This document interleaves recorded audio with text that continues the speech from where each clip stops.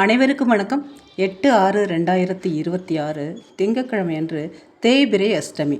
இந்த தேய்பிறை அஷ்டமி அப்படிங்கிறது காலத்தின் கடவுளான கால பைரவரை வழிபடக்கூடிய மிகச்சிறந்த சக்தி வாய்ந்த ஒரு நாள் தான் இந்த தேய்பிறை அஷ்டமி. இந்த நாளில் நம்ம பைரவரை வழிபடுறதுனால காரியம் வெற்றியடையும், கடன்கள் தீரும் மற்றும் தடைகள் எல்லாம் அகலும். முக்கியமாக நீண்ட நாட்களாக உள்ள கடன் தொல்லைகள் தீரும், பொருளாதார நெருக்கடிகள் குறையுங்க. தொழில் மற்றும் தனிப்பட்ட வாழ்க்கையில் எதிரிகளால் ஏற்படும் தொல்லைகள் மற்றும் சதி வேலைகள் எல்லாம் இந்த நாளில் நீங்கும். பில்லி, சூனியம், செய்வினை மற்றும் கண்திஷ்டி போன்ற எதிர்மறை ஆற்றல்கள் உங்களை விட்டு விலகக்கூடிய முக்கியமான நாள் தான் இந்த தேய்பிறை அஷ்டமி அப்படிங்கிறது. இந்த நாளில் நம்ம பைரவரை வழிபடுறதுனால இழந்த சொத்துக்கள், பொருட்கள் மீண்டும் நம்ம கைக்கு வந்து சேரும். இந்த தேய்பிறை அஷ்டமி நாளில் பஞ்சதீப வழிபாடு அப்படிங்கிறது மிகச்சிறந்த நல்ல ஒரு பலன்களை நமக்கு கொடுக்கும். அதாவது பைரவ சன்னதியில் நம்ம இலுப்பை எண்ணெய், விளக்கெண்ணெய், தேங்காய் எண்ணெய், நல்ல எண்ணெய் மற்றும் பசு எண்ணெய் கொண்டு எல்லாத்தையும் ஒன்றா அகல் விளக்கில் ஏற்றாமல் தனித்தனியாக 5 எண்ணெய்க்கும் தனித்தனி அகல் விளக்கு எடுத்து 5 திரி போட்டு நம்ம தனித்தனியாக விளக்கேற்றி நம்ம வழிபடும் பொழுது நம்ம என்ன கோரிக்கைகள் வைத்தாலும் அது நிறைவேறும், மன அமைதி கிடைக்கும்.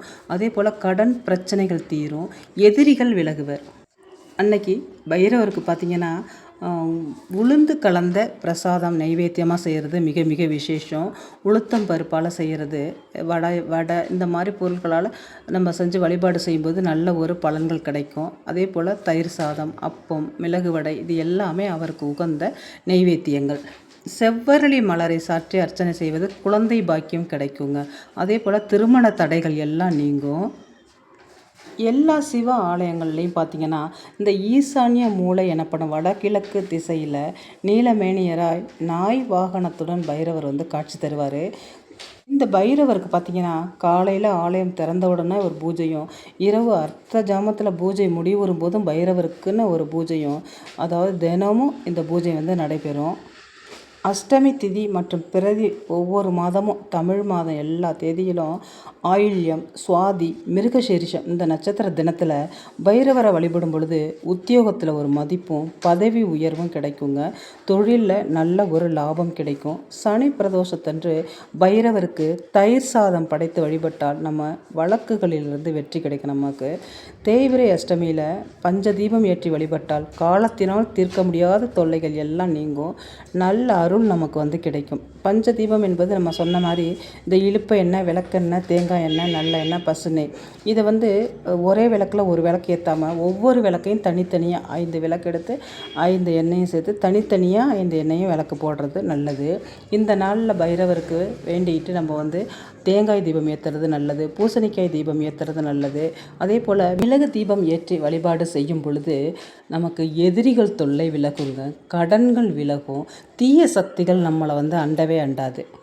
இந்த அஷ்டமி நாளில் இந்த கால பைரவரை வணங்கி இந்த கால பைரவரோட அஷ்டகம் படித்து வந்தால் எதிரிகள் அழிந்து கடன்கள் தீர்ந்து யம பயம் மட்டுமல்லாது எவர் பயமும் இல்லாமல் நீண்ட நாள் நம்ம சுகத்தோடு வாழலாம்.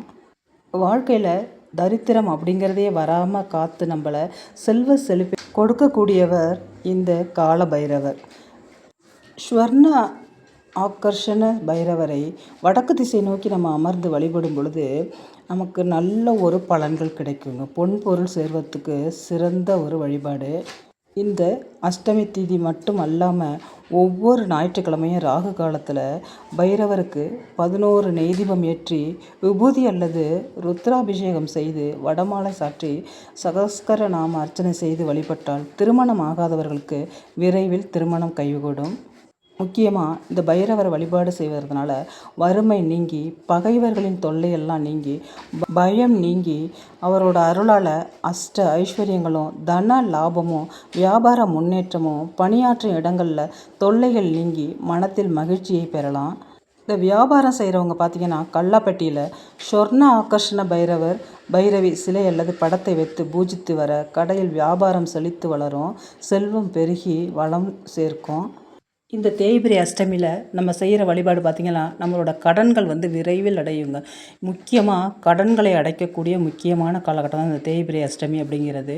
இந்த தேய்பிறை அஷ்டமி அன்னைக்கு நம்ம ஆலயத்திற்கு சென்று பைரவரை வந்து நம்ம கால பைரவரை வழிபாடு செய்யும் பொழுது, அதாவது ஏதாவது ஒரு தீபம் ஏற்றி மிளகு தீபம் ஏற்றலாம், தேங்காய் முடியில் தீபம் ஏற்றலாம், பூசணிக்காயில் தீபம் ஏற்றலாங்க.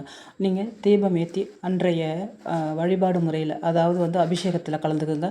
அன்றைக்கு அபிஷேகத்துக்கு உங்களால் முடிந்த ஏதாவது ஒரு பொருளை கண்டிப்பாக வாங்கி கொடுத்து அபிஷேகம் பார்க்க முடிஞ்சவங்க பாருங்கள். இல்லை நான் வேலைக்கு போகிறேன், நான் வீட்டில் தான் வேலைக்கு போயிட்டு வந்து நான் வழிபாடு செய்யணும்னா கண்டிப்பாக நீங்கள் இரவு கூட வீட்டில் வந்து உங்களோட வழிபாடை செய்யலாங்க. பைரவர் பகவானை நினச்சி நீங்கள் வீட்டிலையே ஏதாவது ஒரு நெய்வேத்தியம், உங்களால் முடிஞ்ச ஏதாவது ஒரு நெய்வேத்தியம், முடிந்தால் உளுந்து வடை செய்து வழிபாடு செய்யலாம். இல்லை சுண்டல், ஏதாவது ஒரு பொங்கல், என்ன முடியுதோ அந்த ஒரு நெய்வேத்தியத்தை வச்சு நீங்கள் வழிபாடு செய்யுங்க.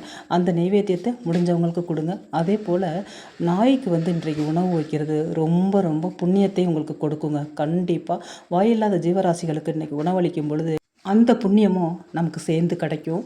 இன்றைக்கி முக்கியமாக செய்ய வேண்டியது என்ன அப்படின்னு பார்த்தீங்கன்னாக்கா, நான் ஒவ்வொரு வீடியோவில் உங்களுக்கு சொல்லியிருக்கேன். ஒரு அகல் விளக்கு, சின்ன மண் அகல் விளக்கு எடுத்துக்கோங்க. அதில் ஒரே ஒரு கற்பூரவள்ளி இலை எடுத்துக்கோங்க. இந்த கற்பூரவள்ளி இலையை இந்த அஷ்டமி திதியில் நம்ம பயன்படுத்துறதுனால நம்மளோட தீய சக்திகள் அனைத்தும் விலகி நல்ல ஒரு நேர்மறை ஆற்றல் உண்டாகும். அதே போல் கண் திருஷ்டி எல்லாம் விலகி தொழிலில் நல்ல ஒரு முன்னேற்றம் உண்டாகும். வீட்டில் உள்ள கண் திருஷ்டி, தீய சக்திகள், எதிர்மறை ஆற்றல், இது எல்லாமே இந்த நேரத்தில் வந்து இந்த அஷ்டமி திதியில் நம்ம இந்த வழிபாடை பைரவரை நினச்சி நம்ம இந்த வழிபாடை செய்கிறதுனால எல்லாமே வெளியில் போய் நல்ல ஒரு நேர்மறை ஆற்றல் நமக்கு உண்டாகுங்க. அதனால் ஒரு சின்ன அகல் விளக்கு எடுத்துக்கோங்க. அதில் ஒரு கற்பூரவள்ளி இலை, கொஞ்சமாக பச்சை கற்பூரம். இந்த பச்சை கற்பூரத்தை ஏற்றி நீங்கள் ஒரு தாம்பாள தட்டில் அதில் வச்சுக்கோங்க. கையில் சுட்டுடும். அதனால் வச்சு நீங்கள் வீடு முழுக்க எங்கே பார்த்தாலும் ஒரு இடம் விடாமல் வீட்டில் ஒவ்வொரு இடத்துலையும் இந்த பச்சை கற்பூரத்தை காமிச்சிட்டு வாங்க. எங்கே பார்த்தாலும் காமிச்சிட்டு வாங்க. இந்த இலையோட மணத்துக்கும் இந்த பச்சை கற்பூரத்தோட மணத்துக்கும் வந்து நல்ல ஒரு பண வரவு இருக்கும். அதே போல் தீய சக்திகள் வீட்டில் இருந்தாக்கா இந்த நேரத்தில் வெளியாயிடுங்க. அதனால் இரவு வந்து கண்டிப்பாக இந்த பச்சை கற்பூரத்தையும் கற்பூரவள்ளியையும் நீங்கள் இந்த வழிபாட்டு முறையை செஞ்சுட்டு வாங்க. வச்சு செய்கிற வழிபாட்டு முறையை செஞ்சுட்டு வாங்க. அதே போல் அன்று எழுத வேண்டிய முக்கியமான ஒரு மந்திரம், நீங்கள் பூஜை அறையில் ஒரு டைரி வச்சு நான் ஒவ்வொரு நாளும் ஒவ்வொரு மந்திரம் எழுத சொல்லியிருப்பேன். அதே போல் இன்றைக்கி வந்து இந்த தேய்பிறை அஷ்டமி அன்னைக்கு எழுத வேண்டிய முக்கியமான மந்திரம் ஓம் பைரவராய நமக அப்படிங்கிற இந்த மந்திரத்தை 8 முறை எழுதுங்க. 8 அப்படிங்கிறது இந்த பைரவருக்கு ரொம்ப உகந்த ஒரு எண் அப்படிங்கிறது எல்லாருக்குமே தெரியும். அதனால் இந்த பைரவரே 8 வகை பைரவர் தான். அதனால் வந்து நீங்கள் வந்து ஓம் பைரவராய நமக அப்படின்னு சொல்லிட்டு 8 முறை எழுதுங்க. அதற்கு பிறகு கமெண்ட் செக்ஷனில் என் கடன் விரைவில் தீரும் அப்படின்னு சொல்லிட்டு ஒரு பாசிட்டிவாக எழுதுங்க. எனக்கு நிறைய கடன் இருக்குது, எப்போ தீரப்போதோ அப்படின்னு புலம்பாமல் என் கடன் விரைவில் தீரும் அப்படின்னு சொல்லிட்டு ஒரு பாசிட்டிவ் எனர்ஜியாக நீங்கள் வந்து கமெண்ட் செக்ஷனில் நீங்கள் பதிவிடுங்க.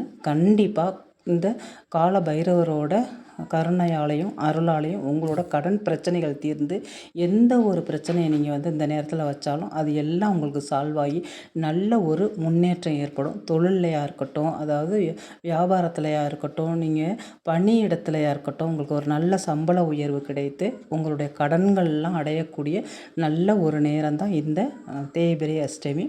அதனால் நம்பிக்கையோடு இந்த வழிபாட்டு முறையை செஞ்சுட்டு வாங்க.